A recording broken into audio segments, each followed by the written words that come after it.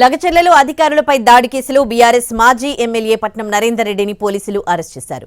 Hyderabad KBR park లో walking చేస్తూ ఉండగా పోలీసులు అదుపులోకి తీసుకున్నారు.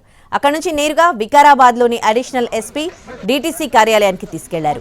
అక్కడే పట్నం నరేందర్ రెడ్డిని జిల్లా ఎస్పీ నారాయణ రెడ్డి ప్రశ్నిస్తున్నారు. పట్నం నరేందర్ రెడ్డి బీఆర్ఎస్ కార్యకర్త సురేష్ కు 40 సార్లు ఫోన్ చేశారని పోలీసులు గుర్తించారు. దీంతో సురేష్ కాల్ డేటాను నరేందర్ రెడ్డి ముందుంచి ప్రశ్నల వర్షం కురిపిస్తూ ఉన్నారు. లగచర్ల ఘటన వెనుక కుట్ర కోణంపై ఆరా తీస్తున్నారు.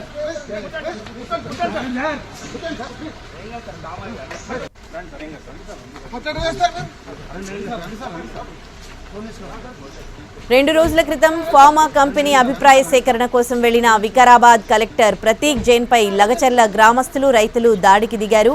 రెవెన్యూ సిబ్బందిపై దాడి చేసి గాయపరిచారు. దీని వెనుక కుట్ర కోణం ఉందని భావిస్తోన్న ప్రభుత్వం ఈ ఘటనను సీరియస్ గా తీసుకుంది.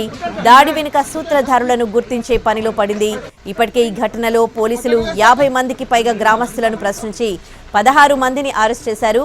ఈరోజు తెల్లవారుజామున నరేందర్ రెడ్డిని అరెస్ట్ చేశారు. నరేందర్ రెడ్డిని వికారాబాద్ లోని డీటీసీ సెంటర్ కు తీసుకువెళ్లారు. అక్కడ జిల్లా ఎస్పీ నరేందర్ రెడ్డిని ప్రశ్నిస్తున్నట్లు సమాచారం.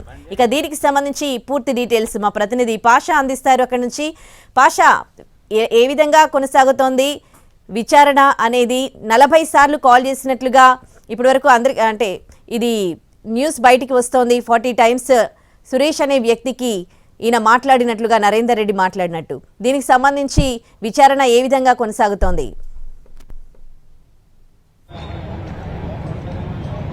ఉదయశ్రీ, మొన్న జరిగినటువంటి దుద్దాల మండలం లగచర్లలో ప్రజాభిప్రాయ సేకరణకు వచ్చినటువంటి అధికారులపై దాడి జరిగినటువంటి ఘటనలో అరెస్టుల పర్వం కొనసాగుతుంది. ఇప్పటికే 50 మంది గ్రామస్తులను అదుపులోకి తీసుకొని 16 మందిని రిమాండ్ చేసినటువంటి పోలీసులు ఈరోజు తెల్లవారుజామున మాజీ ఎమ్మెల్యే పట్నం నరేందర్ రెడ్డిని అరెస్టు చేసి వికారాబాద్ డీటీసీ సెంటర్కు తరలించారు. డీటీసీ సెంటర్లో ఎస్పీ నారాయణ రెడ్డి విచారణ చేపడుతున్నారు. అయితే నరేందర్ రెడ్డి ముందు అతని అనుచరుడు అయినటువంటి సురేష్ కాల్ డేటాను ముందుంచి దాదాపు 40 సార్లకు పైగా అతనితో గొడవ జరిగిన దాని సమయానికంటే ముందు, గొడవ జరిగిన తర్వాత సంభాషణలు జరిగినట్టుగా పోలీసులను నిర్ధారణకు వచ్చి ఆ కాల్ లిస్టుని నరేందర్ రెడ్డి ముందుంచి విచారణ చేస్తున్నటువంటి పరిస్థితి మనకి డీటీసీ సెంటర్లో నెలకొంది. అయితే దీనికి సంబంధించి ఇప్పటికే 16 మందిని రాత్రి కొడంగల్ కోర్టులో రిమాండ్కి పంపించారు. అయితే ఎస్పీ నారాయణ రెడ్డి నరేందర్ రెడ్డిని విచారణ చేసిన తర్వాత కొడంగల్ కోర్టుకి తీసుకొచ్చి మెజిస్ట్రేట్ ముందు హాజరుపరుస్తారని చెప్పేసి తెలుస్తా ఉంది. అయితే మరి కాసేపట్లో అక్కడి నుంచి బయలుదేరే అవకాశం ఉంది.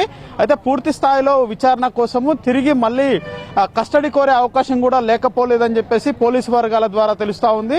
అయితే మనం ప్రస్తుతము కొడంగల్ నియోజకవర్గము దుద్దాల మండలంలో ఉన్నాము. దుద్దాల మండలంతో పాటు ఈ పరిసర ప్రాంత గ్రామాల్లో ఇప్పటికే సెల్ ఫోన్ సిగ్నల్స్ అన్ని కూడా నిలిపివేయడం జరిగింది.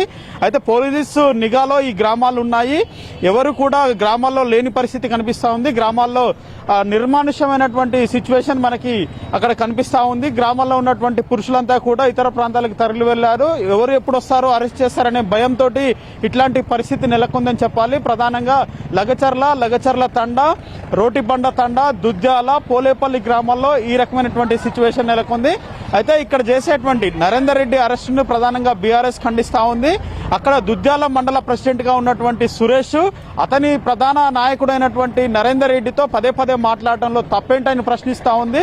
ఈ అక్రమ అరెస్టులు తమపై రుద్దే ప్రయత్నం చేస్తున్నాయి.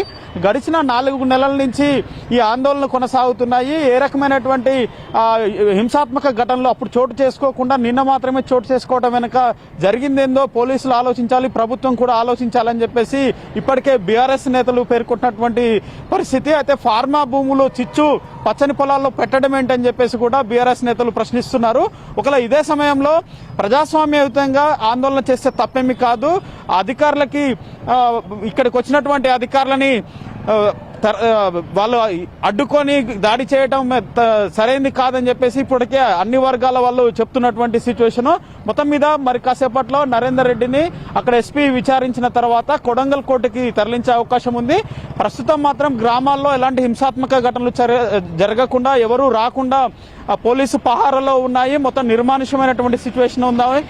దౌలతాబాదు, బొమ్రాస్పేట, దుద్యాల, కొడంగల్ మండలాల్లో సెల్ ఫోన్ సేవలు, సిగ్నల్స్ పూర్తిగా నిలిపివేసినటువంటి పరిస్థితి మనకి అక్కడ కనిపిస్తా ఉంది. Udayasri, right, thanks for the live update Pasha.